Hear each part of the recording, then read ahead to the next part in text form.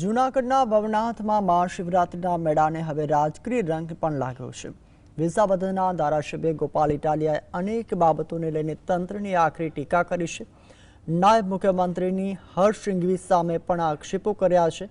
ઇટાલિયાનું કહેવું છે કે ભાજપના મોટા માથાઓને ભવનાથમાં દબાણો કરી દીધા છે અને આ દબાણો દૂર કરવાને બદલે યાત્રિકોને હેરાનગતિ કરવામાં આવી રહી છે। ઇટાલિયાએ તંત્ર અને સરકારને ચીમકી પણ આપી છે કે જો નિર્ણયમાં સુધારો નહીં થાય તો આંદોલન કરવાની ફરજ પડશે। ઇટાલિયાની ચીમકીને પગલે તંત્રમાં પણ દોડધામ મચી ગઈ છે।